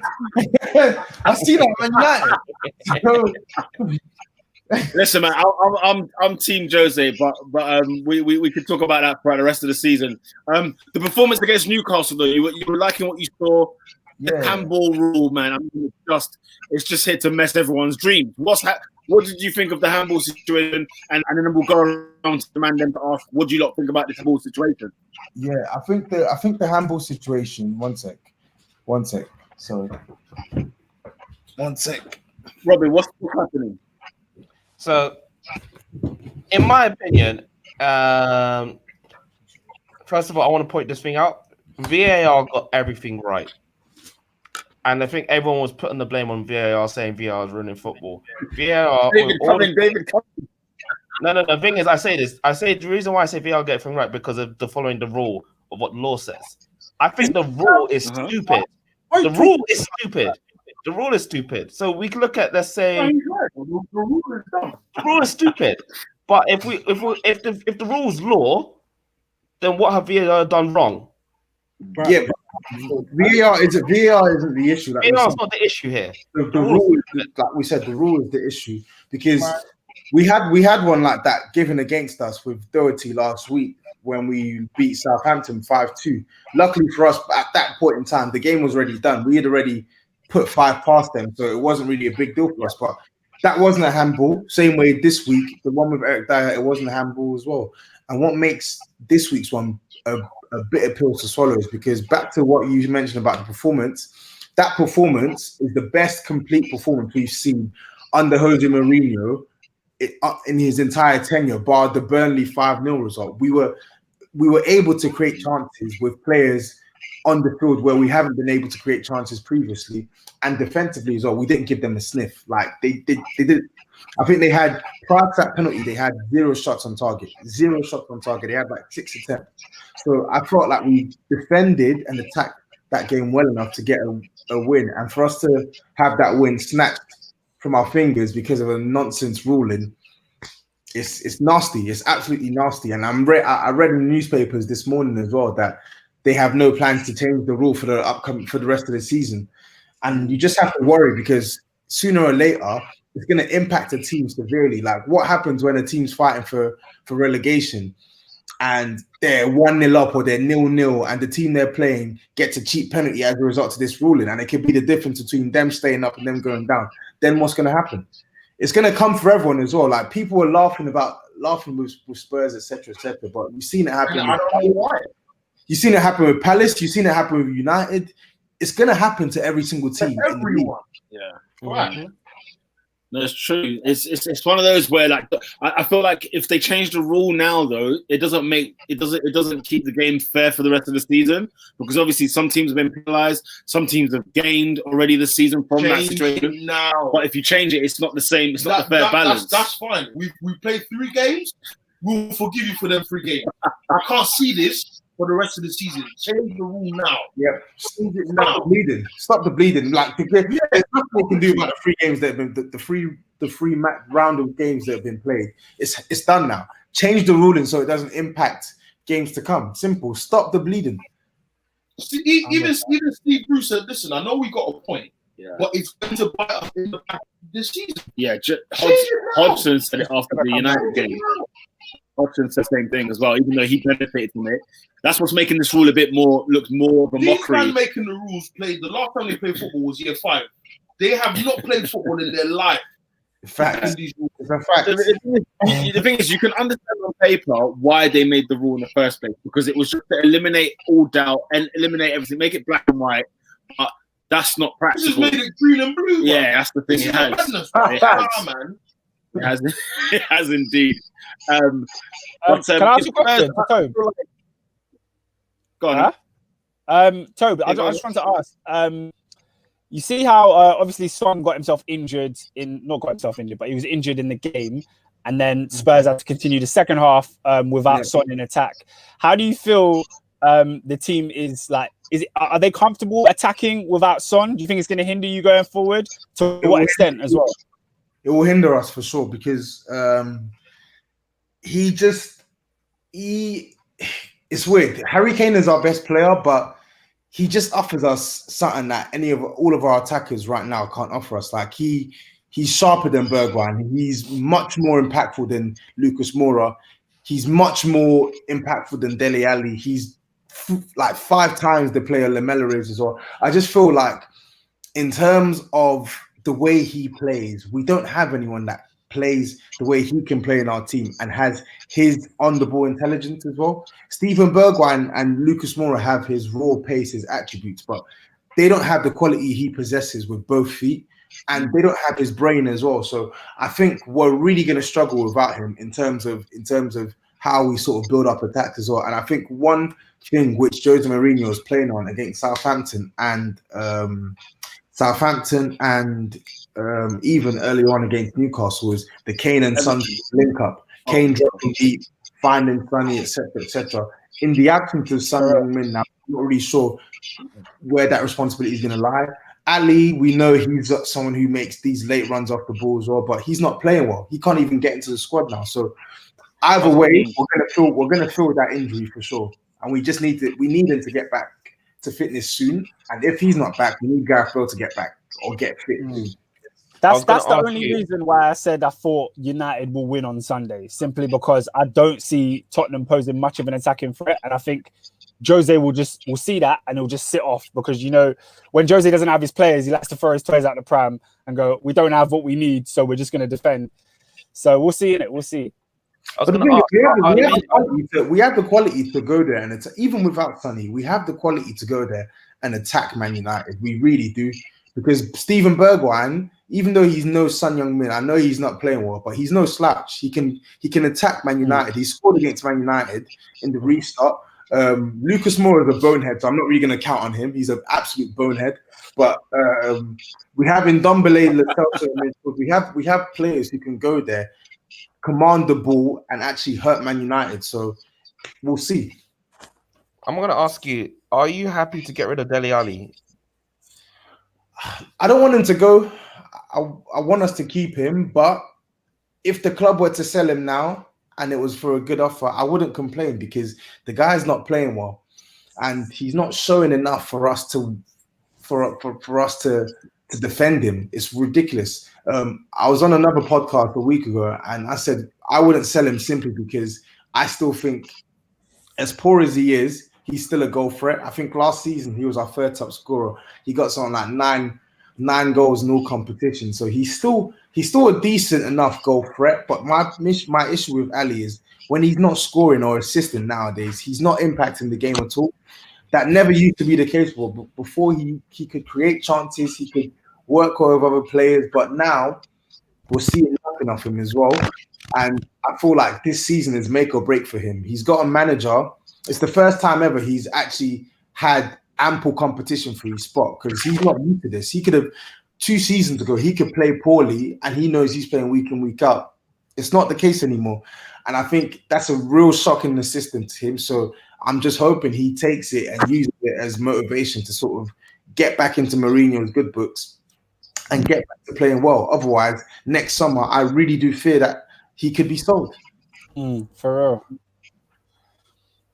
That's a good point. It's an absolute good point indeed. I feel like Tottenham, you know what? I'm a fan of Mourinho, and I feel like he's going to get that team just the way he wants it at some point. Maybe not this season, but I give it a couple of more seasons, and I think you'd definitely be challenging for trophies this season, especially the Europa League. I think, provided you get to the group stage, I do think that's a very, very strong possibility. You lot could go quite far in that. Because top 4 is just a horrible mess. Like, there's too many teams. You have to rely on Chelsea being bad, United being bad, say Arsenal being bad, all 3 at the same time. Leicester, Everton, you can't sleep on them. Wolves, maybe. So there's a bit too many people at the party, if that makes sense, for top 4. But I do feel like Mourinho's getting the players he wants, man. And this is the first time I'm seeing him in a long time where he's at a club where he's saying, I need 1, 2, 3, and 4, and getting the 1, 2, 3s, and 4s, which is not often that you get that. And I feel like Levy, what the relationship that Mourinho has with Daniel Levy seems to be far better than what the relationship Mourinho had with Woodward, for example, or even the latter time at Chelsea as well. And I've always said this, that if you got to recruit Mourinho, you know what you're going to get. But if you bow down to him, then it's like you will get progression out of this side. And all of a sudden, I've never really feared Tottenham in such a way, but I feel like in the next year or so, it doesn't look pretty. Don't get me wrong, it don't look pretty. But over the next year or so, I just feel like this is a team now who can be taken very, very seriously? I just think with him, to be honest, I feel like with him, if we do go out and get Skriniar, I know obviously they're saying that the deals were miles apart on valuation, but I feel like all this foreplay, I think we're gonna get our man. I feel like it's all paper talk. I think we're gonna sign him, and he's been vocal about a striker. I think we're gonna sign a striker as well. So I don't like the fact that Pochettino didn't get this backing, and two, the onus is on him now. The spotlight is on him now. You've got Gareth Bale, you've had Reguilon, you've had Pierre-Emile Højbjerg, you've had Doherty. You're probably going to sign Skriniar. You're probably going to sign a striker. That's 6 players that we're bringing in potentially in one window. That's 7 if you include Joe Hart. That's unprecedented. We ain't done that since we spunked the Gareth Bale money, and we've done most of this while not selling any players as well. So I feel like now this is total backing from the chairman. So now he's done what he can. He's doing what he can now. The rest is up to you. You need to go out there and you need to deliver now. So let's see what he can do, because everyone keeps telling me back Jose Mourinho, he's going to deliver you success. So let's see. Let's see if he can prove me wrong. In one word, do you think you will win silverware this season? Yes or no? I don't know. I actually don't know. I think that you got a squad there that's capable of doing it, but I don't trust him anymore. I don't trust Mourinho anymore. So I don't know. Why?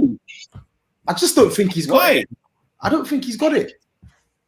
I think. Listen, I think you'll change your mind by the end of the season. I think he's finished. He will definitely. But yeah, finished. Yeah. Okay, Oscar, let's wrap this up. You've got any comments before we? Yeah. We've got SW6 ex London. He says Barca should sign Son. He's an absolute killer. Honestly, top player. Bosslat Endo also said, I have looked at Ali differently ever since Adrian compared him to Tracy Beaker. And then SW6 ex London said Jose does believe in Ndombele and Lo Celso. They just got to keep applying it. They'll improve. Yeah, I agree. Just very quickly, obviously, West Ham beating Wolves 4-0. My God, what a shock. Maybe they play better without Moyes on the touchline. Everton top of the league, well, briefly, and then Leicester obviously went up there. And then you got Leeds winning the Yorkshire derby as well.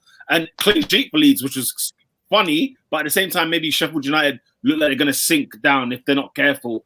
They've not got a mark yet, so we shall see. Who was your player of the week this week? Also, obviously, as well, Aston Villa beating Fulham. Very, very comfortable performance for Villa. Georgie, Fulham's going to give everyone that 3 points. Yeah, easy pickings there.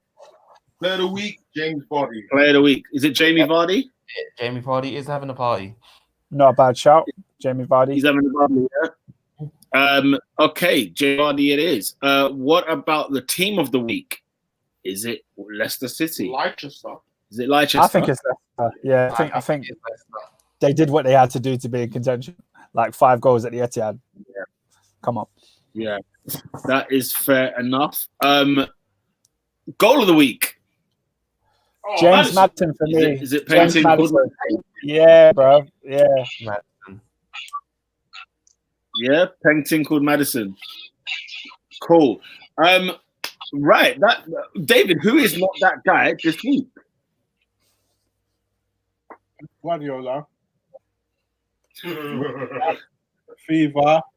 Gianni Infantino. The whole lot of you, whoever made this handball rule, you're not that guy, bruv. All of you guys. Oh, Facts. Hey, Pep, sort it out, lad. And Fever, you wait for PJ Western. Mike Riley, sort your crap out, blood. We can't have this, blood. It's not on. We cannot. And another one, hey, what's his name? No, hold on, bruv. Wolves manager, what's his name, blood? Nuno. Espirito. Guy, cuz. Why you listen to this dead West Ham, bruv? Are you dumb, bruv? Costing me points, bruv. My dead,